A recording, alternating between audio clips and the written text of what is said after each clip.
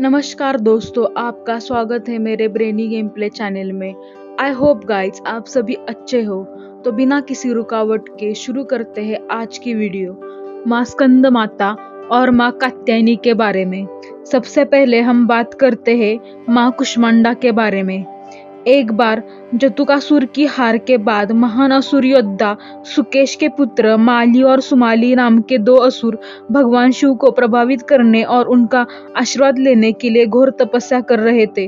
वे जो तपस्या कर रहे थे वही इतनी तीव्र थी कि उनके शरीर से निकलने वाले सकारात्मक आयनों से उनका शरीर चमकने लगा। सूर्यदेव पृथ्वी पर बढ़ती चमक को देखकर चिंतित और उत्सुक होने लगे। सूर्यदेव ने एक बार पृथ्वी पर चमकते पिंडों को देखने जाने का फैसला किया। प्रकृति के नियम के अनुसार आकाशीय पिंड तब तक अपना स्थान नहीं छोड़ सकते जब तक कि वे अपना स्वभाव नहीं बदल देते। सूर्यदेव इतने जिज्ञासु थे कि वो सौरमंडल से अपना स्थान छोड़कर पृथ्वी पर चमकते पिंडों को देखने चले गए। इससे पूरे ब्रह्मांड को नुकसान पहुंचा।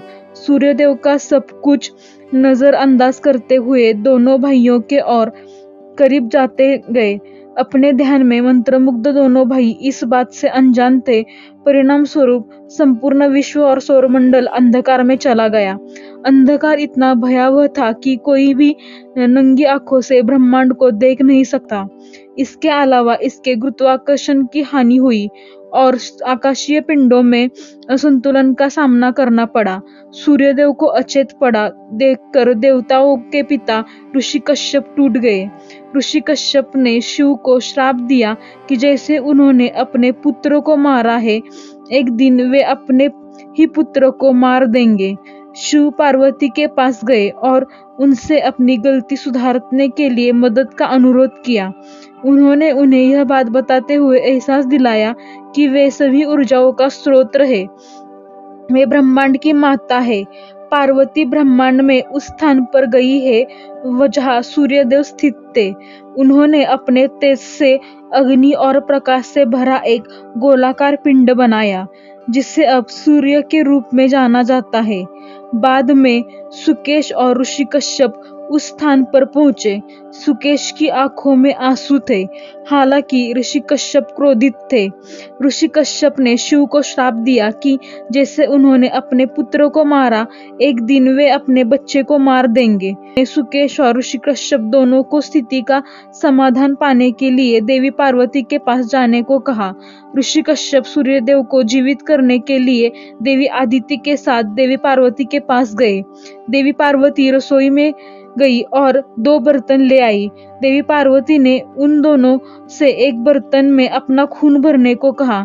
ऋषि कश्यप ने अपनी शक्ति से उन दोनों के शरीर के खून से बर्तन भर दिया। फिर दूसरा बर्तन अपने आप अमृत से भर गया। ऋषि कश्यप से पवित्र रक्त और अमृत को सूर्यदेव के मुंह में डालने को कहा। बदले में ऋषि कश्यप ने कहा कि उन्हें एक बच्चा होगा जो पूरे ब्रह्मांड में सबसे महान और सबसे अच्छा भगवान होगा।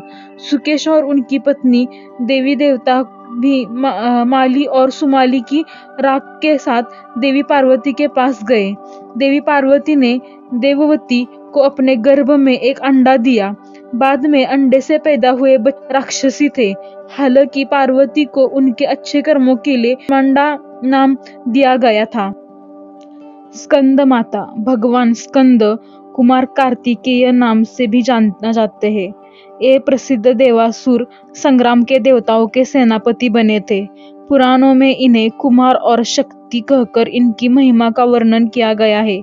इन्हीं भगवान स्कंद की माता होने के कारण माँ दुर्गा जी के इस रूप को माता स्कंद माता के नाम से जाना जाता है। माँ कात्यायनी। माँ का नाम कात्यायनी कैसे पड़ा, इसकी भी एक कथा है। कत नामक एक प्रसिद्ध महर्षि थे। उनके पुत्र ऋषि कात्य हुए। इन्हीं कात्य के गोत्र में विश्व प्रसिद्ध महर्षि कात्यायन उत्पन्न हुए थे।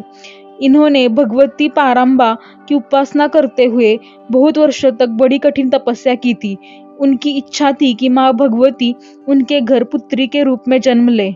माँ भगवती ने उनका यह प्रार्थना स्वीकार कर ली। कुछ समय पश्चात जब दानव महिषासुर का अत्याचार पृथ्वी पर बढ़ गया, तब भगवान ब्रह्मा विष्णु महेश तीनों ने अपने अपने तेज का अंश देकर महिषासुर के विनाश के लिए एक देवी को उत्पन्न किया। महर्षि कात्यायन ने सर्वप्रथम इसी कारण से यह कात्यायनी कहलाई। ऐसी भी कथा मिलती है कि ये महर्षि कात्यायन के वहाँ पुत्री के रूप में उत्पन्न हुई थी। आश्विन कृष्ण चतुर्दशी को जन्म लेकर शुक्ल सप्तमी, अष्टमी तथा नवमी तक 3 दिन इन्होंने कात्यायन ऋषि की पूजा ग्रहण कर दशमी को महिषासुर का वध किया था। माँ कात्यायनी अमोघ फलदायिनी है। भगवान कृष्ण को पति रूप में पाने के लिए ब्रज की गोपियों से इन्हीं की पूजा कालिंदी यमुना के तट पर की थी। ये ब्रह्मंडल की अधिष्ठात्री के रूप में प्रतिष्ठित है। आई होप गाइज आपको मेरी आज की वीडियो पसंद आई हो। अगर आपको मेरी वीडियो पसंद आई हो तो वीडियो को लाइक करो। अगर आपको कोई गेम या टॉपिक सजेस्ट करना है तो कमेंट करो। आपको मेरे वीडियोस देखने पसंद हो तो चैनल को सब्सक्राइब करो। मेरे चैनल का नया वीडियो सबसे पहले देखने के लिए बेल आइकन को प्रेस करो। Thanks for watching guys.